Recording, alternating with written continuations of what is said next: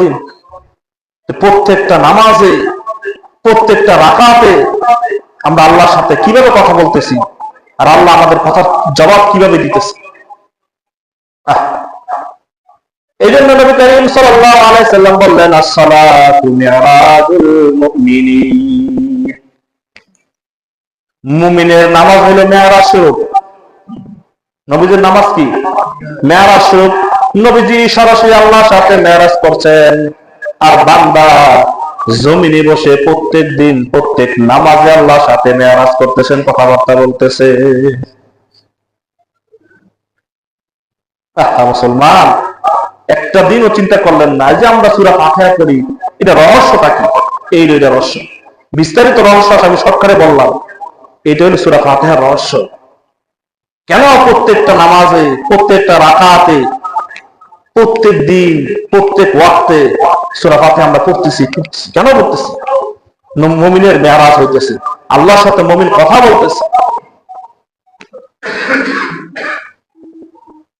এখন যদি নবীজি জান্নাতের চাবি না আত দেয়া দেয়, এই উম্মত করে আমরা জান্নাতের চাবি লাগতো না, কইবনি না গেলে তো মসজিদে যাইতো না। এত সুন্দর ভাবে আমাদের কি ব্যবস্থা করে দিচ্ছেন আল্লাহর সাথে কথা বলা, অথচ আমরা বুঝি না। নামাজ অনেকগুলা গঠনতন্ত্র আছে, কেউ বলে 14টা, কেউ বলে 13টা। একটা শুধু আল্লাহ তাআলা নিজের জন্য রাখছেন। এই 13-14টার মধ্যে একটা শুধু আল্লাহ নিজের জন্য রাখছেন, আর সবগুলো মানুষের জন্য। সুবহানাল্লাহ। আল্লাহ যদি 7টা 8টা রেখে দিত, তো 13টাই রেখে দিত, কিছু করার ছিল। কিন্তু আল্লাহ তাআলা ন্যায় পরায়ণ, আল্লাহ তাআলা ন্যায়, তিনি মানুষের জন্য 13টা বিধান দিচ্ছেন, আর একটা শুধু নিজের জন্য রেখে দিচ্ছেন। একটা একটা করে সবগুলো আলোচনা করা সম্ভব নেই অল্প সময়। কয়েকটা বিষয় শুধু আপনাদের সামনে আলোচনা করব ইনশাআল্লাহ।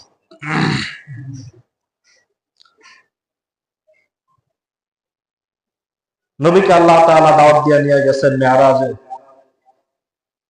অনেকগুলা কথা হয়েছে। নবীজি হাদিয়া নিছেন, নবীকে হাদিয়া দিছে, এবং সর্বশেষ একটা সুসংবাদ দিছে নবীকে, যে আপনার উম্মতকে যায় বলবেন যে আমি আপনার উম্মতদেরকে একটাকেও জাহান্নামের মধ্যে দিব না। সুবহানাল্লাহ, জোরে কয় না? আপনার উম্মতদের একটা মানুষকেও আমি কি দিব না? জাহান্নামের মধ্যে দিব না। কুল্লু উম্মতি ইয়াদখুলুনাল জান্নাহ, আপনার সমস্ত উম্মতকে আমি জান্নাতের মধ্যে প্রবেশ করাইয়া দিব, ইল্লা, আবার ইল্লা বলে দিছে। মানুষ দেখবেন বয়ান করে, হুজুররা বয়ান করে যে মুসলমান হইছে তো হইছে, জীবনে কোনো না কোনো একদিন জান্নাতে যাইবই, গুনাহ করুক, কিন্তু হাদিসের পুরা ব্যাখ্যাটা বলে না। এই হলো সমস্যাটা। আল্লাহ ইল্লা বলে দিছে, নবী ইল্লা বলছে, কিন্তু কেউ যদি আল্লাহর সাথে শিরক করে, কি করে? শিরক। শিরক করা মানে তার ঈমান নাই। শিরক করা মানে কি? তার ঈমান নাই। ঈমানদার শিরক করতে পারে না। শিরক অনেক মারাত্মক একটা বিষয়।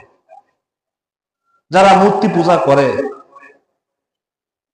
যারা মূর্তি পূজা করে, যারা বাবার পূজা করে, হিন্দুরা মূর্তি পূজা করে, মুসলমানরা কি এর পূজা করে?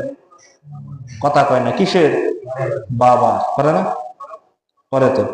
মুসলমান বাবার পূজা করে, হিন্দুরা মূর্তির পূজা করে।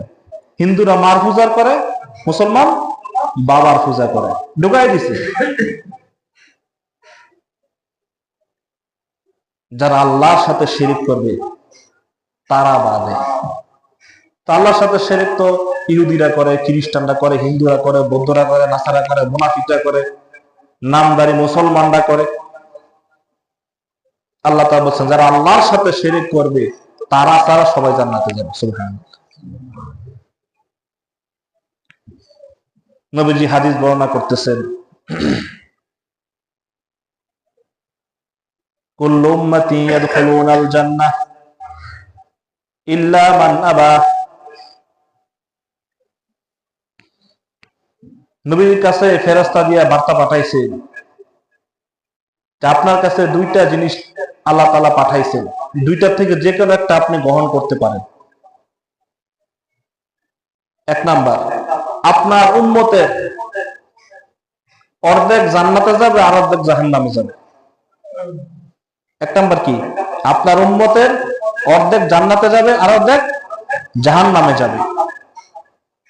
দুই নাম্বার, আপনার উম্মতের নেককার ঈমানদাররা জান্নাতে যাবে, বদকাররা জাহান্নামে যাবে। কিন্তু আপনার সুপারিশের কারণে বাদ বাকিদেরও জান্নাতে যাওয়া আল্লাহ তাআলা বিধান রাখছে, এটা রাস্তা রাখছে। এখন আপনাদের কাছে আমার প্রশ্ন, আপনারা দুইটা থেকে কোনটা নিবেন? আপনারাই বলেন। দ্বিতীয়টা নাকি? দুইটা থেকে কোনটা? দ্বিতীয়টা।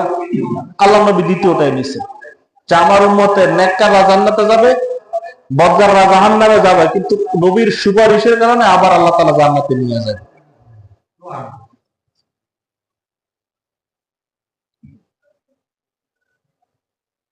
নবীজি সুসংবাদ উম্মতের কাছে দিছেন। এখন আল্লাহ তাআলা এই যে নবীর সাথে কথোপকথন হয়েছে, নবীর সাথে কথাবার্তা হয়েছে,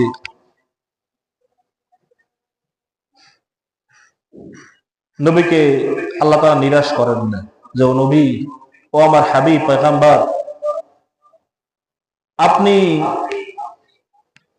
দুনিয়া থেকে সশরীরে আমার কাছে আসছেন, দেখা করছেন, কিন্তু আপনার উম্মত তো এটা পারবে না।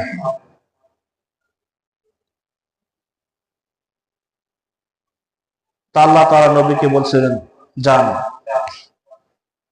আপনাকে আমি 50 ওয়াক্ত নামাজ দিলাম।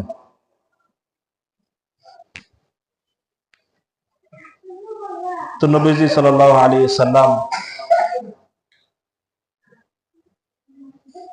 50 ওয়াক্ত নামাজ নিয়ে আরশ থেকে রওনা দিয়েছেন।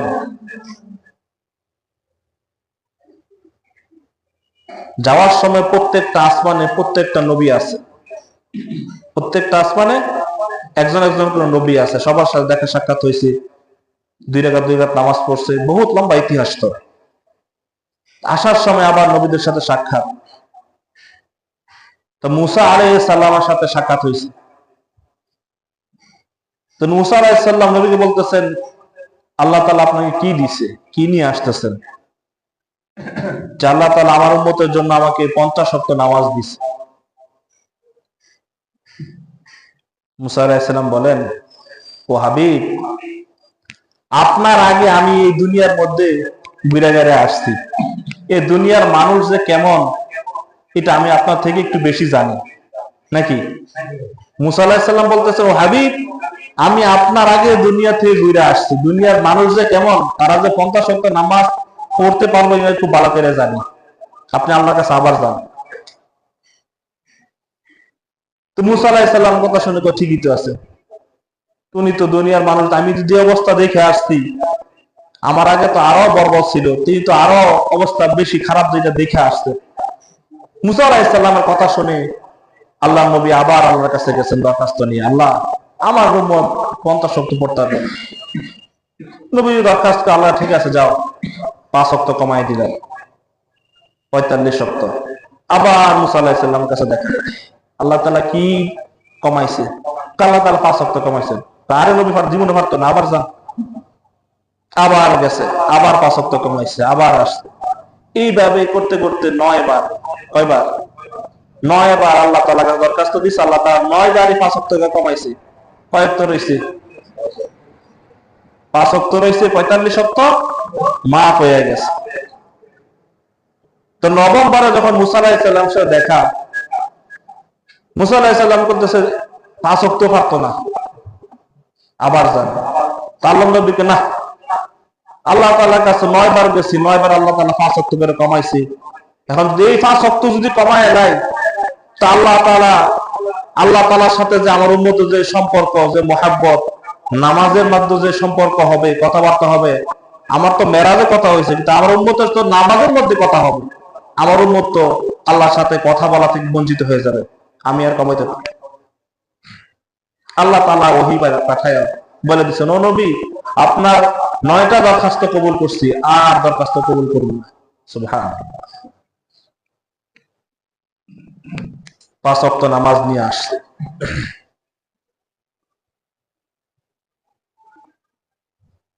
এখন নবীর সাথে কথা হয়েছে আল্লাহ তাআলা, উম্মত তো আল্লাহ তাআলার সাথে কথা বলবে। আল্লাহ তাআলা নবীকে বলতেছেন, ও নবী, আপনার উম্মতরা যদি 5 ওয়াক্ত নামাজ আদায় করে, প্রত্যেকটা নামাজে, প্রত্যেকটা রাকাতে সূরা ফাতিহা আছেন? কথা কেন আছে? সূরা ফাতিহা আছে না? প্রত্যেক রাকাতে, প্রত্যেক নামাজে সূরা ফাতিহা আছে। কোনদিন চিন্তা করছেন যে নবীজি সরাসরি আল্লাহ তাআলার কাছে যাইয়া কথা বলছে? কিন্তু নবীর উম্মত এত ভাগ্যবান আমরা যে প্রত্যেক দিন আল্লাহর সাথে আমরা কথা বলতেছি, অথচ আমরা এটা খেয়াল করি নাই, চিন্তাও করি নাই, গবেষণা কোনোদিন করি নাই যে প্রত্যেক দিন, প্রত্যেক নামাজে, প্রত্যেক রাকাতে আমরা আল্লাহর সাথে কি বলতেছি? কথা বলতেছি। আল্লাহ আমাদের কথার উত্তর দিতেছে। সুবহানাল্লাহ। প্রত্যেক নামাজে আমি আল্লাহর সামনে দাঁড়িয়ে বলতেছি, আলহামদুলিল্লাহি রাব্বিল আলামিন। বলি না? আলহামদুলিল্লাহি রাব্বিল আলামিন। সমস্ত প্রশংসা ওই প্রতিপালকের, যিনি বিশ্ব জগতের প্রতিপালক। আল্লাহ তাআলা ডাক দিয়া বলেন, হামিদানি আব্দি। আমরা আলহামদুলিল্লাহ বলতেছি, আল্লাহ বলতেছেন, হামিদানি আব্দি, আমার বান্দা আমার প্রশংসা করতেছে। আমরা বলি আর রহমানির রহিম।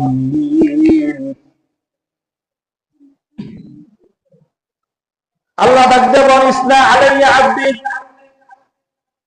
আমার বান্দা আমার গুণগান গাইতেছে। আমরা যখন বলেন মালিকি ইয়াউমিদ্দিন, হুজ্জাত আলাইয়া আব্দি, আমার বান্দা আমার প্রশংসা গাইতেছে। চিন্তা করছেন?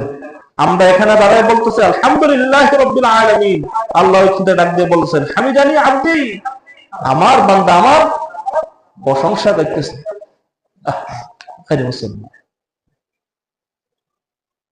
এখন কিছু ব্যাকরণের ভাষা আপনাদেরকে আমি বইলা দিই। বাংলা ব্যাকরণে উত্তম পুরুষ, মধ্যম পুরুষ, আর একটা কি নাম পুরুষ বা প্রথম পুরুষ। আরবিতে কি বলে? যে কথা বলে তাকে বলে মুতাকাল্লিম, যার সাথে কথা বলে সে বলে কি? মুখাতাব, আর যার সম্পর্কে কথা বলে তাকে বলে গায়েব। আর ইংলিশে বলে first person, second person, third person. একটু বুঝছেন তো? যদি বুঝে থাকেন তাহলে সামনের আলোচনা বুঝবেন। এই যে 3 আয়াত আমরা আলোচনা করছি, তেলাওয়াত করছি, এগুলা first person, second person, third person. কিন্তু এর পরে আয়াতগুলি ফার্স্ট পারসন আর সেকেন্ড পারসন। আল্লাহ এবং আল্লাহ বান্দার সাথে, থার্ড পারসন নাই এখানে। ঠিক আছে তো?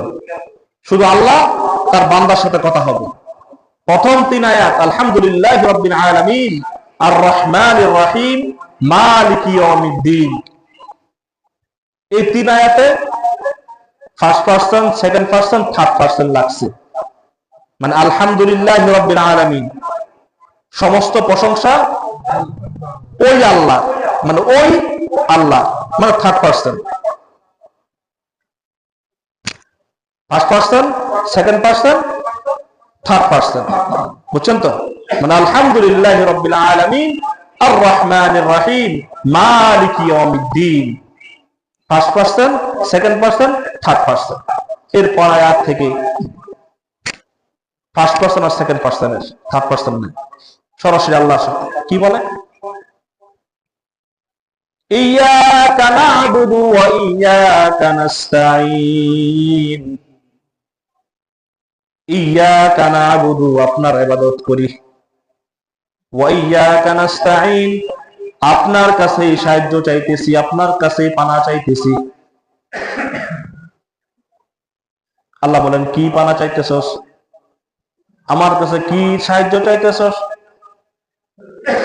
ইহদিনা, আমাদেরকে পথ দেখান, আমাদেরকে পথ দেখান। কিসের পথ?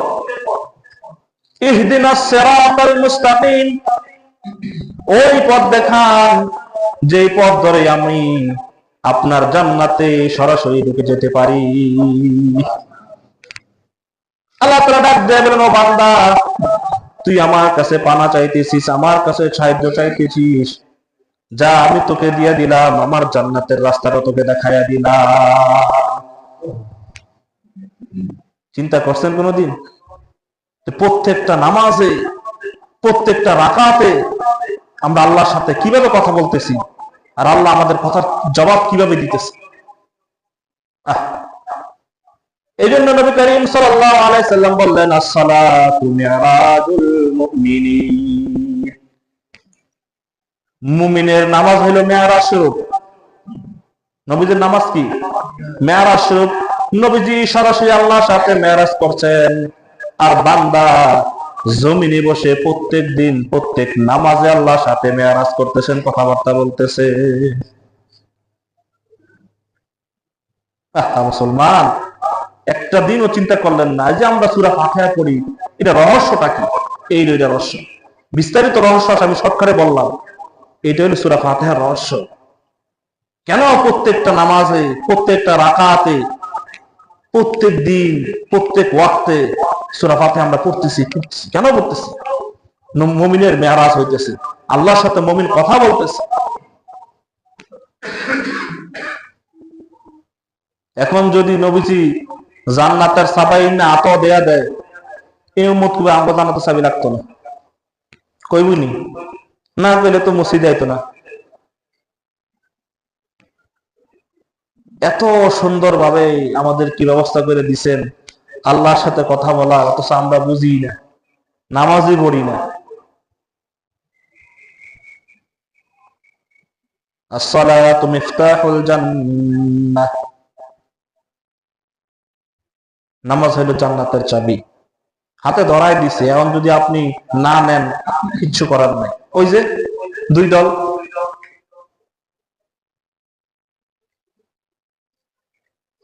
মুসলমান,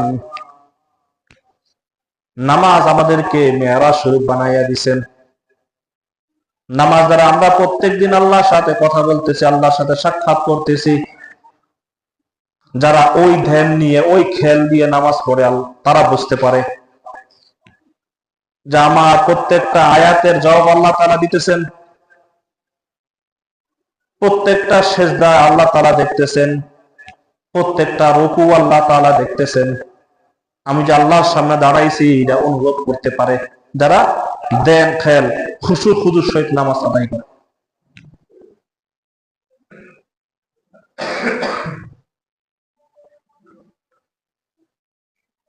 অনেকগুলা বিধান, অনেকগুলো নীতিমালা দিয়ে পাঠাইছে,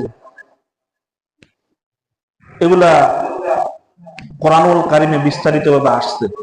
এখন আমাদের দেশে কিছু আছে বন্ড বাবা, বন্ড পীরের মুরিদ, তারা কয় এগুলা কোন হাদিসে আসেনি, বুঝাই কথাবার্তা কি কয় না কয়।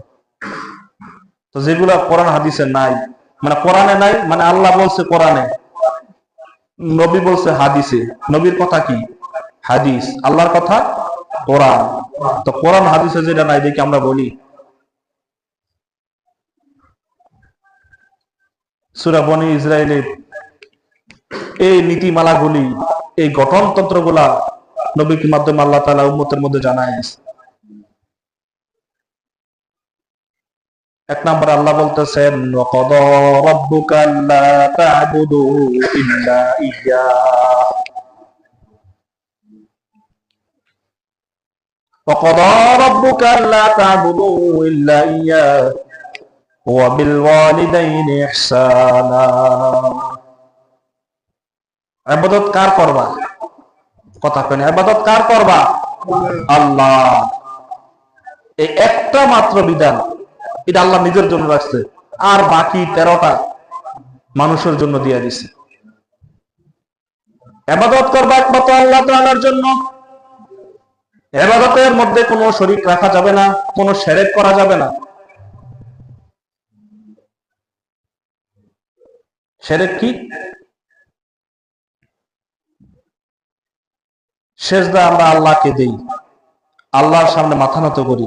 এখন এই সেজদাটা যদি বান্দার সামনে মাথা নত হয়ে যায়, বান্দার সামনে হয়ে যায়, তখন শিরক হয়ে যায়। হিন্দুরা মূর্তির সামনে সেজদা দেয়, দেয় না? মাথা নত করে। মুসলমানরা বাবার সামনে মাথা নত করে, সেজদা দেয়, মাজারে সেজদা দেয়। শেষ, ঈমান শেষ, ইবাদত শেষ। ওই যে 2টা গ্রুপ বলছিলাম, ইল্লা মান আবা, যদি ঈমান থাকে তাইলে। ঈমান না থাকলে সে বেদিন, সে কাফের, সে মুনাফিক, তার কোন হিসাব নাই। কি নাই? হিসাব নাই।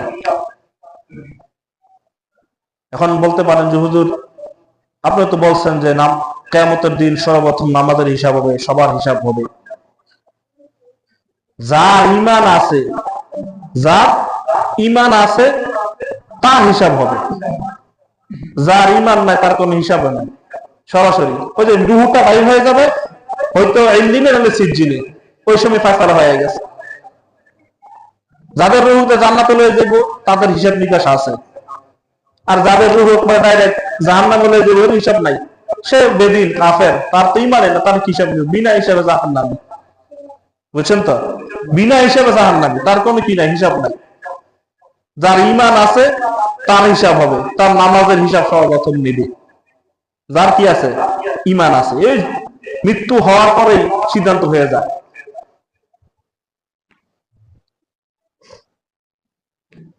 ইবাদত করতে হবে কার জন্য? আল্লাহর জন্য। এখন যদি ইবাদত করি মানুষ দেখানোর জন্য, এটাও এক প্রকার শিরক, মানে ছোট শিরক। যে মানুষ আমাকে নামাজি বলবে, আমি নামাজ পড়তেছি মানুষকে দেখানোর জন্য, মানুষ আমাকে নামাজি বলবে।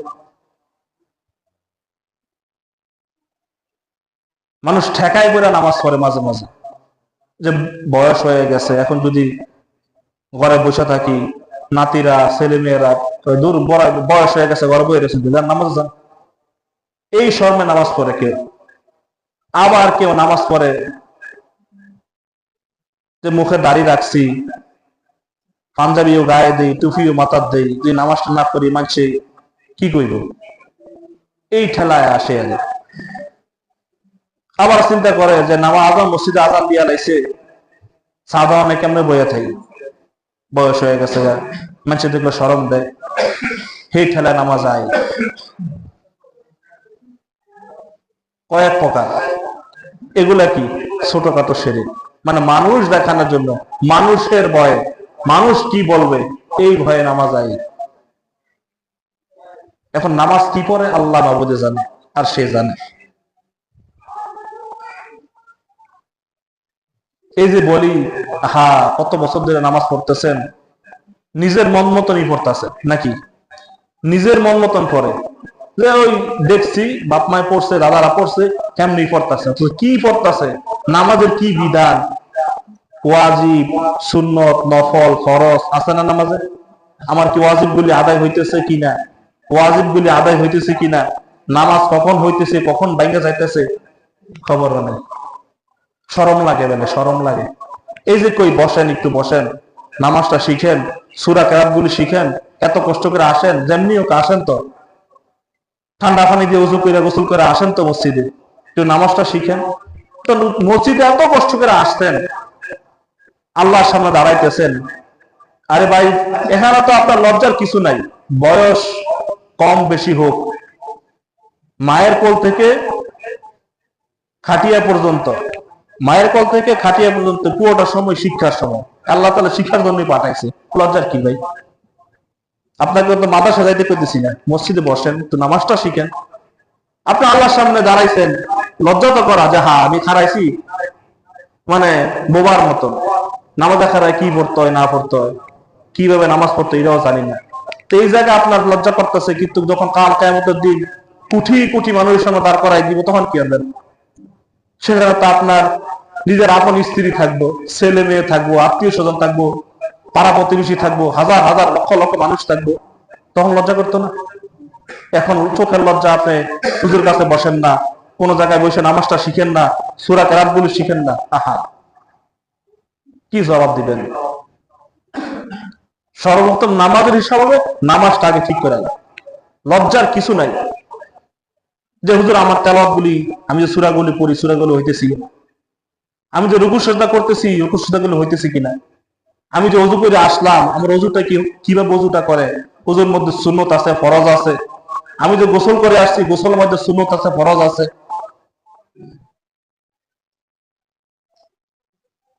কি জবাব দিবেন? কোন মানে কষ্ট করে আসেন, নামাজ পড়েন আলহামদুলিল্লাহ ভালো, কিন্তু নামাজটাকে সহিশুদ্ধ করেন, সহিশুদ্ধ করার চেষ্টা করেন। যার কাছে ভালো লাগে, যে জানলে ওয়ালার কাছে বসেন যে ভাই আমার নামাজটা হয়নি, দেখেন আমার ক্যারেক্টার, আমি যে সূরা ফাতিহা পড়ি, ছোট ছোট সূরাগুলো পড়ি, এটি হইতেছি কিনা। নামাজের প্রথম শর্ত হইল নামাজ হওয়া, নামাজ না হওয়ার প্রথম শর্ত হইল নামাজে অশুদ্ধ পড়া। কেউ যদি নামাজে অশুদ্ধ পড়ে তার নামাজ হয় না। প্রথম শর্ত নামাজ না হওয়ার প্রথম শর্ত কি? নামাজে অশুদ্ধ পড়া।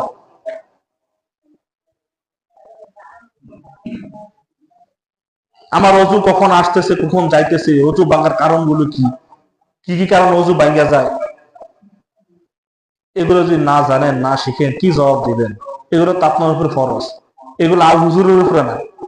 এখন তো মানুষ কিছু হইলে হুজুর উপরে, হুজুরে করবো না, এগুলো হুজুর উপরে দিলে কাম হতো, এগুলো ফরজে আইন, এগুলো যার যার ব্যক্তিগত, আপনার উপরে এগুলো ফরজ।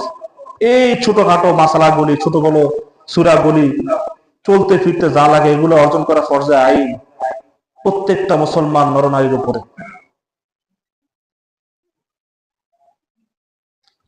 ইবাদত করতেছি অথচ ইবাদতের কোনো চিন্তা নাই যে আমার ইবাদত হইতেছে কিনা, নামাজটা হইতেছে কিনা। শিখবেন তো ইনশাল্লাহ। সবাই যারা আছেন, বয়স্ক যুবক বাবারা, বৃদ্ধ বাবারা যারা আছেন, সবাই শিখে নিবেন, যার কাছে ভালো লাগে বৈশা শিখে নিবেন যে আমার নামাজটা দেখা হয়নি। আর কয়দিন দুনিয়ার চিটারি বাটফারি দান্দামি সাহাবাজি দুনিয়া চলে ভাই, ওই জায়গায় চলে না। এদিকে সাফাবাজি দুনিয়া চলে, আমার সামনে সে বহুত সাফা মারে, আরে কি সাফা, সাফার ঠেলায় থাকা যায় না। কিন্তু ওই জায়গায় ভাই সাফা চলতো না ভাই, সাফার এই দ্বারা তো হেদায়েত লয়ে যাবো ভাই। ওই জায়গায় দাম দামি চলতো না, ওই জায়গায় ক্ষমতা চলতো না। ইবাদত করছেন, ভালো আমল নিয়ে আসছেন, তো আপনার সাথে ভালো ব্যবহার। আমলের মধ্যে গোলমেল আছে, ওই জায়গাতে শুরু করবেন তো ইনশাল্লাহ। সবাই শিক্ষা নিবেন, সবার প্রতি আমার কাজ হলো আপনাদের কান পর্যন্ত পৌঁছাই দেওয়া, আমি পৌঁছাই দিতেছি, আমার দায়িত্ব শেষ, বাকিটা আপনাদের দায়িত্ব। সবাই নামাজগুলো শিখে নিবেন, নামাজের মাসলা মাসাইল গুলো শিখে নিবেন, সূরা কেরাত গুলি কমপক্ষে 4টা সূরা শিখেন, বেশি শেখার দরকার নেই। আলেম হাফেজ হইতে হইব না, এটা শর্ত না। হইতে পারলে আলহামদুলিল্লাহ আপনার মর্যাদা, না হইতে পারলে আল্লাহ জিগাইতো না আলেম হস নাকি হাফেজ হস নাকি, কিন্তু এটা জিগাইব নামাজ যে পড়তো সূরা গুলি শিখস নাকি, নামাজ যে পড়তো বিধি বিধান গুলি ফরজ ওয়াজিব গুলি শিখস নাকি, অজু যে করছো তো অজুর বিধান গুলি শিখস নাকি, গোসলের ফরজ গুলি শিখস নাকি, এটা জিগাইব। শিখা নিবেন, সবাই শিখা নিবেন তো ইনশাল্লাহ। শিখা নিবেন যার কাছে ভাল লাগে, যেখানে ভাল লাগে, কোন সব সরমের কিচ্ছু নাই। আল্লাহ তাআলা 1 নাম্বার বিধান কি দিছে? ওয়াকাদা রাব্বুকা আল্লা তা'বুদু ইল্লা ইয়্যাহ। ইবাদত আল্লাহ তাআলার জন্য, তারপর থেকে সব মানুষের জন্য। কি বিধান? ওয়া বিল ওয়ালিদাইনি ইহসানা, পিতা মাতার সহিত সৎ ব্যবহার, সৎ আচরণ। 2 নম্বর কি? পিতা মাতার সৎ ব্যবহার, সৎ আচরণ। 2 নম্বর গঠনতত্ত্ব, 2 নম্বর নীতি দিদা দিছে পিতা মাতার প্রতি সৎ আচরণ। ইবাদতের পরে পিতা মাতার কথা নিয়ে আসছে। পিতা মাতার আলোচনা তো ভাই লম্বা আলোচনা, শর্টকাটে বুঝেন। পিতা মাতা খুশি তো আপনার জিন্দেগি কামিয়াব, পিতা মাতা খুশি তো আপনার জিন্দেগি কামিয়াব, পিতা মাতা নারাজ তো আপনার জিন্দেগি ধ্বংস। শেষ। পিতা মাতায় খুশি রাখবেন, আল্লাহ খুশি থাকবে। 3 নম্বরে আসছে এতিম মিসকিন যারা আছে অসহায়, তাদের মাল আত্মসাৎ না করা, তাদেরকে সহযোগিতা করা।